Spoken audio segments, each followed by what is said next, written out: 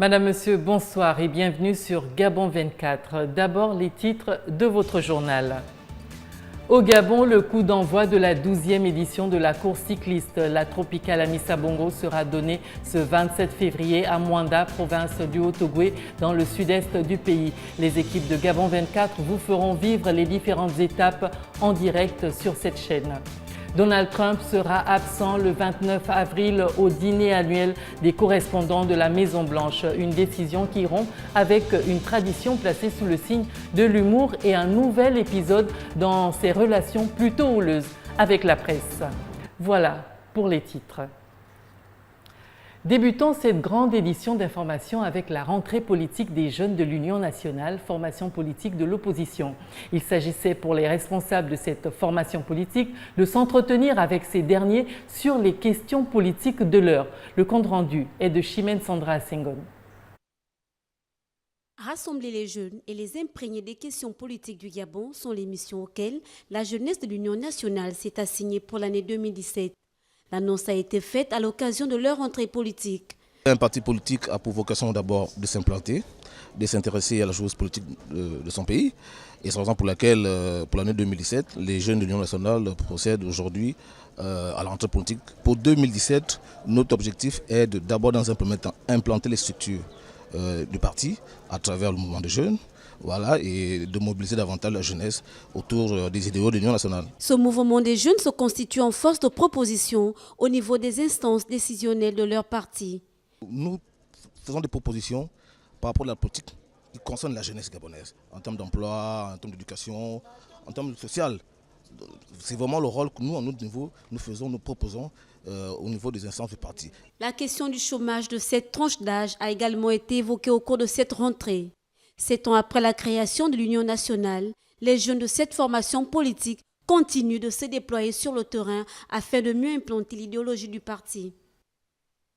Le Centre des libéraux réformateurs, cette fois parti de la majorité au pouvoir, a tenu les premières assises extraordinaires de son commissariat politique à son siège du cabaret des artistes dans le 5e arrondissement de Libreville. La restructuration des organes politiques et la participation au prochain dialogue étaient au centre des échanges. Kenyon Gouri, Hervé Aubian.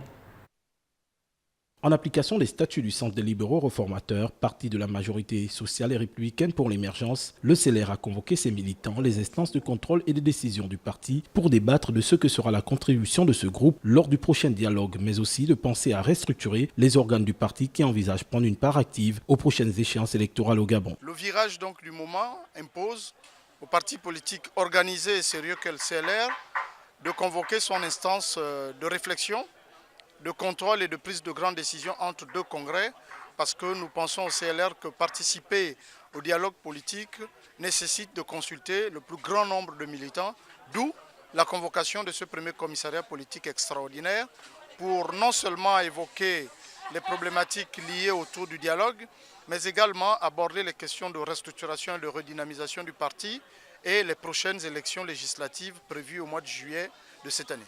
Ces assises ont également servi aux responsables du CLR de dresser un bilan des derniers scores du parti lors des échéances antérieures en vue de se projeter et affûter leur stratégie pour l'avenir. Il était le moment pour nous de faire l'état des lieux, où le parti en est, en termes de structure, en termes d'animateurs de ces structures, et également en termes d'implantation sur le terrain, en termes de représentativité par rapport aux résultats qu'on a obtenus dans les élections. Nous avons eu un député, nous avons eu des sénateurs, un groupe parlementaire, nous avons eu des conseillers locaux, départementaux et communaux. Donc c'est cet état des lieux qui a été fait, à savoir dégager non seulement les forces, les potentialités du parti, mais également nos limites. Ce premier commissariat politique du Centre des libéraux réformateurs dans la capitale gabonaise a été un moyen d'évoquer certains points concernant, entre autres, une révision de la Constitution, les réformes électorales, la modernisation de la vie publique, la consolidation de la paix et de la cohésion nationale. L'actualité en Afrique, c'est surtout les cinéastes du FESPACO qui ont rendu hommage aux pionniers du 7e art africain à Ouagadougou. Une statue en l'honneur du réalisateur ivoirien Kramo Lansine Fadika a été également inaugurée. Le récit de Linda Gaël Magonga. Le Festival panafricain du cinéma et de la télévision de Ouagadougou, FESPACO, est un des plus grands festivals du cinéma africain. Cette année, le FESPACO honore les pionniers du cinéma africain et une statue en l'honneur du réalisateur ivoirien Kramo Lansine Fadika a été dévoilée. Oui, il est très important de rendre hommage aux cinéastes disparus, surtout aux pionniers qui ont bataillé pour que donc le cinéma puisse vraiment exister et pour que ce festival-là puisse exister. Il est important de primer les meilleures productions cinématographiques du moment. Mais il sied également d'avoir un regard dans le rétroviseur pour mieux apprécier les progrès du 7e art en Afrique. L'héritage, c'est important. Et ça nous manque beaucoup aujourd'hui, qu'on n'ait pas référence donc, aux films qui ont déjà été faits pour nous permettre de mieux comprendre donc, les structures de films, l'esthétique donc, de cinéma, comme l'ont pensé d'autres, et mieux reconstruire la nouvelle esthétique du cinéma. Le FESPACO se déroule tous les 2 ans à Ouagadougou, la capitale du Burkina Faso. 164 films de tout format sont en compétition pour l'édition 2017, dont 20 longs métrages issus de 14 pays pour la récompense suprême, les Talons d'Or de Yenenga. Une 50aine de films seront aussi présentés hors compétition. Au Mali, cette fois, de nouvelles dates ont été fixées pour la mise en place des conseils régionaux intérimaires dans les régions du nord du pays. Ils devaient voir le jour le week-end dernier, mais la nomination controversée d'un gouverneur à Kidal avait suscité la colère de l'ex-coordination des mouvements de l'Azawad et bloqué le processus. Le récit de Gabriel Ratanga. Le différend a été résolu et Bamako a donc annoncé l'installation des présidents des conseils régionaux intérimaires dans les 4 régions du Nord à partir du 28 février. La semaine dernière, la première tentative d'installation des autorités intérimaires dans les 5 régions administratives du Nord du Mali a échoué. Maladresse du gouvernement? Non, il y a eu des incompréhensions, c'est vrai. Mais je ne crois pas qu'il y ait eu des maladresses, répond le ministre malien de l'administration territoriale et de la décentralisation. Pour lui, cette fois-ci, à partir du 28 février prochain, c'est la bonne. C'est la bonne parce que toutes les difficultés, en tout cas celles qui ont été signalées, ont été aplanies. Ce chronogramme prévoit l'installation des autorités intérimaires à moins d'une semaine sur l'ensemble des 5 régions. Les propositions consensuelles seront respectées, a-t-il assuré. Parmi les solutions consensuelles, les groupes armés du nord du Mali se sont entendus, par exemple, sur le partage du pouvoir dans les régions comme à Kidal, au nord-est. Dans d'autres régions administratives du nord, il y a eu également entente sur les noms des personnes à mettre à la tête de ces autorités intérimaires. Il reste probablement à convaincre une partie de la population du septentrion et des petits groupes armés. Restons au Mali pour parler des 24 civils maliens qui ont été arrêtés dans le centre du pays lors d'une opération de ratissage de l'armée. L'avocat de ces présumés djihadistes a obtenu samedi dernier leur libération pour délit non constitué. Regardez. Cette dernière information révélait le démantèlement d'une base arrière de fidèles d'un prédicateur radical, Amadou Koufa, affilié au groupe islamiste en Sardine du nord du Mali. Depuis 2 semaines, un avocat malien, défenseur des présumés, se battait pour la libération de ses clients. Il déclare, je cite, « J'ai toujours dit que mes clients, mes frères n'étaient pas des djihadistes, ce sont des simples citoyens qui n'ont rien à voir avec le terrorisme. » Fin de citation. Les faits rappellent qu'il y a une quinzaine de jours, l'armée malienne menait une opération ratissage dans la localité de Djaloubé, au centre du Mali. Un civil qui, selon la version officielle, tente de forcer un barrage de sécurité est blessé par balle. Il décédera des suites de ses blessures. Cependant, 24 personnes, également des civils Peuls, sont arrêtées. Direction Bamako, sous une bonne escorte où ils arrivent avec l'étiquette de présumés djihadistes. L'avocat malien Maître Hassan Bari fera de nombreux va-et-vient entre différents services de l'État pour obtenir la libération de ses clients. Aujourd'hui, c'est fait. Après avoir été secourus en Méditerranée au large de l'Italie, des migrants d'Afrique subsaharienne témoignent de la torture qu'ils ont subie dans des prisons en Libye. Dans des centres de détention de migrants contrôlés par le gouvernement libyen, des gardiens ont torturé des migrants et des demandeurs d'asile avec des chocs électriques et leur ont infligé des violents passages à tabac ainsi que d'autres abus. Regardez. Environ 1100 migrants ont été secourus aujourd'hui au cours de plusieurs opérations en Méditerranée centrale, portant à peu près 2500 le nombre de personnes récupérées en pleine mer en 3 jours, selon les gardes-côtes italiennes. Ceux en situation irrégulière, emprisonnés, vivent un véritable enfer, comme en témoignent ces migrants. La Libye, c'est l'enfer. C'est très difficile. Je vais vous montrer pourquoi. Vous avez vu ça? Ça a été fait avec le bout d'une arme à feu. Et ici, pareil. La Libye, c'est l'enfer pour les Africains noirs. Je ne sais pas combien d'Africains sont morts en prison en Libye. Des milliers de Noirs souffrent en prison, sont torturés et reçoivent des décharges électriques, seulement à cause de l'argent. Des Libyens torturent leurs propres frères, des Africains juste pour de l'argent. Considérés comme un esclavage moderne selon Amnesty International, les centres de détention pour les migrants en Libye ne sont pas sous le contrôle du gouvernement. Certains de ces centres sont dirigés par des milices armées. Ces derniers proposent parfois aux migrants un travail pour lequel ils perçoivent une rémunération moindre. Je vous le disais en titre, Donald Trump a annoncé samedi qu'il ne participerait pas au dîner annuel des correspondants de la Maison-Blanche le 29 avril, une décision qui rompt avec une tradition placée sous le signe de l'humour et un nouvel épisode de ses relations houleuses avec la presse. Laris Kalor-Mamengi pour le point. Donald Trump a annoncé samedi qu'il ne participerait pas au dîner annuel des correspondants de la Maison-Blanche le 29 avril, une décision qui rompt avec une tradition placée sous le signe de l'humour et un nouvel épisode dans ses relations houleuses avec la presse. Ce dîner de gala se déroule chaque année dans un hôtel de Washington et réunit le gratin de la presse, du monde politique américain ainsi que des célébrités. Cette soirée, instituée en 1921, permet au président américain de prononcer un discours teinté d'autodérision et de se moquer de ses adversaires politiques. En 2011, Donald Trump avait participé au dîner et avait été la cible de moqueries de la part de Barack Obama. Un épisode que les analystes jugent crucial dans la décision du magnate de l'immobilier de se présenter à la présidence. Et depuis son accession au pouvoir il y a un mois, Donald Trump entretient des relations houleuses avec la presse. Il ne cesse d'attaquer les médias et a même qualifié certains d'entre eux d'ennemis du peuple. Vendredi, son administration a privé le New York Times et CNN, entre autres, d'accès au briefing quotidien de la Maison-Blanche. Les ouvriers de l'usine d'Amiens de Whirlpool, bientôt délocalisés en Pologne, hésitent entre indifférence, colère et résignation à l'approche de la prochaine élection présidentielle française. Avec une conviction, pour protéger l'emploi, il faut plus de protectionnisme. Reportage. Aux portes de l'usine Whirlpool d'Amiens, quand se croisent les équipes du matin et d'après-midi, les salariés ne traînent guère. L'ambiance est morose depuis que le groupe américain annonçait la fermeture de l'usine et la suppression de 290 postes. Alors en pleine campagne présidentielle, les ouvriers se sentent délaissés et tanguent entre colère et résignation. Les politiques laissent tout faire depuis des années.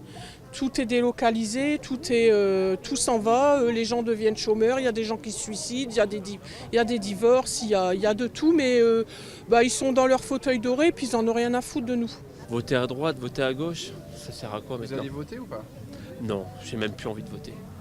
Pour eux, une coupable est toute trouvée, l'Union européenne.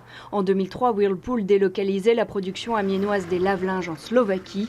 L'année prochaine, ce sont les sèche-linges qui partiront en Pologne.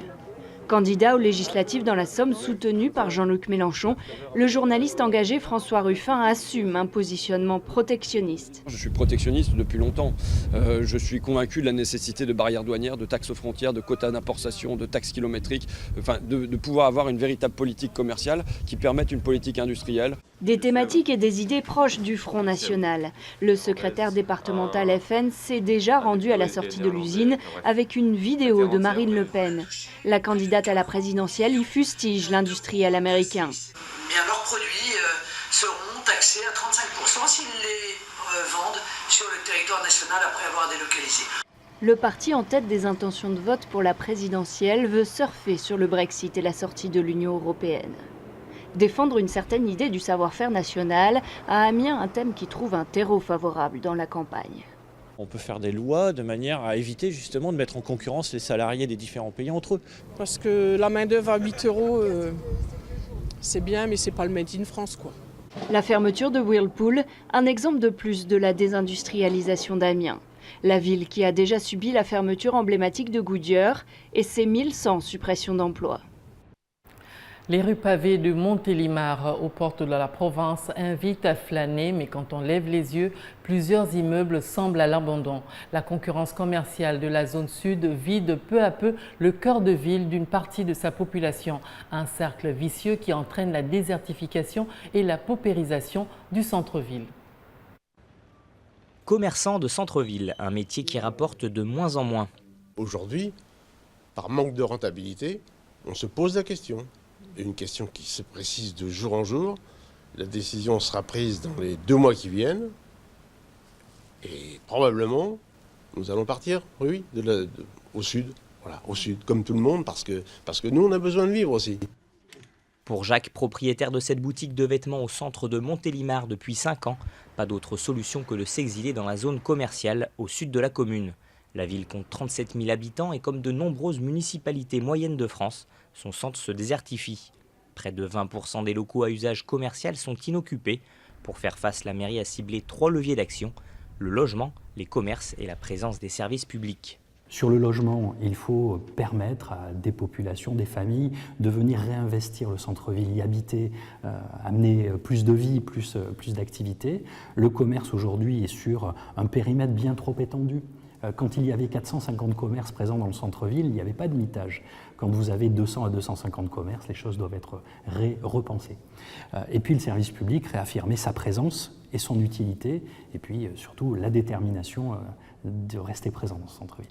Les Montiliens, eux, trouvent que leur centre-ville s'est fortement dégradé depuis une quinzaine d'années et certains lancent un appel aux futurs candidats à la présidentielle. Un cri d'alarme relayé par Olivier Dussopt, président des Petites Villes de France qui travaille à la redynamisation des centres-villes. À quelques semaines de la fin du quinquennat, le gouvernement propose un plan d'1 million d'euros pour financer des études. Des assises pour la revitalisation économique et commerciale des centres-villes sont prévues le 28 février à Bercy. La meule de Gloucester est une fierté de la gastronomie anglaise, mais avec le Brexit, elle devrait perdre son label appellation d'origine contrôlée conféré par le droit européen. Les producteurs espèrent que le gouvernement britannique prendra le relais. Reportage. C'est une fierté anglaise. La meule de Gloucester, à peine formée, est déjà protégée par le droit européen. Seul le fromage fabriqué dans la région avec le lait de ces vaches rares peuvent porter le label Single Gloucester. Mais une fois hors de l'Union européenne, que deviendra l'appellation d'origine contrôlée ? Je ne sais pas ce qui va se passer. Je ne peux pas imaginer que le gouvernement ne fasse rien, ne la remplace pas par une version britannique. Je suis sûr qu'ils le feront. Ils seraient fous de ne pas le faire. Au-delà de la protection de l'appellation, c'est le statut des employés européens qui travaillent sur l'exploitation qui reste en suspens. Justina et Daniela fabriquent du fromage depuis plus de 10 ans. Elles viennent peut-être de Pologne et de Bulgarie, mais elles ont été séduites par les trésors culinaires britanniques. Ça fait plaisir de voir que les gens aiment notre fromage. Dans une grande usine, je ne pense pas que je serais capable de faire ça. Je serais quelque part sur une chaîne de production. Que ce soit le whisky écossais ou la crème grumeleuse de Cornouailles, les Britanniques totalisent 77 produits protégés. Alors le département de protection de l'environnement assure qu'il entend maintenir la place du Royaume-Uni comme une grande nation gastronomique. Et ici à Gloucester, qui a voté pour la sortie de l'Union européenne, on espère que l'appellation sera défendue d'une manière ou d'une autre. Si le producteur fait tant d'efforts pour atteindre un tel niveau de qualité, c'est bien de protéger ces normes, n'est-ce pas ? Mais remplacer la protection européenne par une britannique n'est pas si simple. Il faudrait des accords internationaux de réciprocité pour qu'elle soit respectée. Une chose est sûre, à Gloucester, on en fait déjà tout un fromage. La police malaisienne, quant à elle, a annoncé dimanche que le terminal 2 de l'aéroport international de Kuala Lumpur était sûr et exempt de toute forme de contamination après que des équipes spéciales ont nettoyé le terminal pour éliminer toute trace possible du poison VX utilisé pour tuer le 13 février Kim Jong-nam, demi-frère du dirigeant nord-coréen. Marina Boissin nous fait le point. Selon les autorités malaisiennes, l'aéroport de Kuala Lumpur va être nettoyé à fond pour éliminer toute trace possible du poison VX, une version plus mortelle du gaz sarin utilisé pour tuer le 13 février dernier Kim Jong-nam, demi-frère du dirigeant nord-coréen. Cet agent neurotoxique très puissant est considéré par les Nations Unies comme une arme de destruction massive. Selon les enquêteurs chargés de l'assassinat de Kim Jong-nam, cet agent est à l'origine de sa mort. Following the initial finding by the Chemistry Department of Malaysia, après la découverte initiale par le département de chimie de Malaisie de l'existence de traces du poison VX, cette opération est menée pour s'assurer que Kalia 2 est exempt de toute contamination de n'importe quelle matière dangereuse. free from contamination of any hazardous material. Des équipes spéciales vont s'assurer qu'il ne subsiste dans l'aéroport aucune trace de ce poison indolore, inodore et hautement toxique, ainsi que dans les lieux fréquentés avant l'attaque par les deux femmes qui ont jeté ce poison à la figure de la victime. L'une de ces deux assaillantes, arrêtée par la police, a été malade en prison, prise notamment de vomissements. Les autorités malaisiennes travaillent avec des experts pour pouvoir dire clairement au public s'il subsiste dans l'aéroport des particules de VX qui pourraient affecter la santé des gens qui y sont passés. Retour cette fois au Gabon avec cette belle page sport. C'est à Mwanda dans le Haut-Ogooué, la deuxième province du Gabon dans le sud-est, que sera donné dans quelques heures le coup d'envoi de la 12e édition de la course cycliste la Tropicale Amissa Bongo. Pour l'heure, les Altogovéens livrent leurs sentiments. Le reportage de nos envoyés spéciaux Gaël Mapessi et Bertin Osaga. À quelques heures du démarrage de la 12e édition de la Tropicale Amissa Bongo dans la province de Haut-Ogooué au sud du Gabon, les habitants de la deuxième ville du pays s'impatientent. Nous sommes très heureux ici au niveau de la province de Haut-Ogooué d'accueillir la Tropicale Amissa. Vraiment, ça faisait longtemps que cela se passait. Nous attendons avec impatience. La Tropicale dans le Haut-Ogooué, normalement je l'apprécie très bien.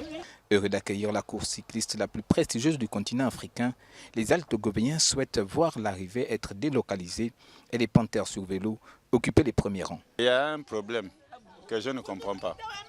Pourquoi à chaque fois dans le département des Plateaux, la Tropicale commence toujours, le départ c'est dans le département des Plateaux, il y a toujours le départ. Mais pourquoi il n'y a pas l'arrivée dans le département des Plateaux à l'Éconie? On souhaite aussi que les Gabonais soient quand même dans les 5 premiers à la dernière étape.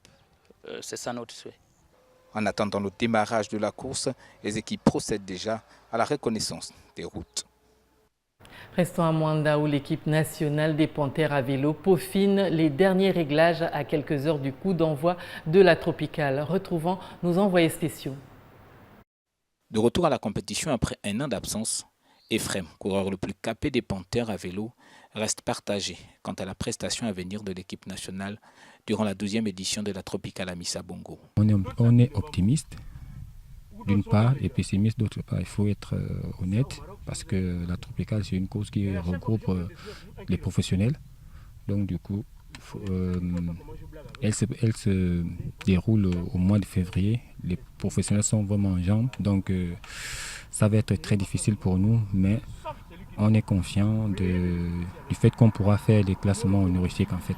Moins de 24 heures avant le départ de la première étape de la course à Mwanda, le directeur technique national rassure. Sur l'aspect technique, il n'y a aucun souci. Les vélos sont de qualité. L'entraînement se poursuit de jour en jour. On peaufine maintenant surtout la stratégie. Et puisque la sélection a été faite, maintenant il faut que les gars fassent confiance non seulement à l'encadrement technique, mais à eux-mêmes. Après le championnat national et leur passage au royaume chérifien où ils ont pris part à 2 compétitions sous fond de préparation, les panthères à vélo tenteront de faire mentir les pronostics en essayant de gratter les premières places. Voilà le rappel des titres avant de nous quitter. Le coup d'envoi de la 12e édition de la course cycliste la Tropicale Amissa Bongo sera donné ce 27 février à Mwanda, province du Haut-Ogooué. C'est au Gabon, dans le sud-est du pays. Les équipes de Gabon 24 sont sur place pour vous faire vivre les différentes étapes de cette grande course. Donald Trump sera absent le 29 avril au dîner annuel des correspondants de la Maison-Blanche. Une décision qui rompt avec une tradition placée sous le signe de l'humour et un nouvel épisode dans ses nouvelles relations avec la presse. Voilà, Madame, Monsieur, nous vous avons livré là l'essentiel de l'actualité du jour. Merci à vous qui nous regardez de partout dans le monde. Restez sur Gabon 24 pour voir le Gabon autrement. Bonne fin de soirée à tous.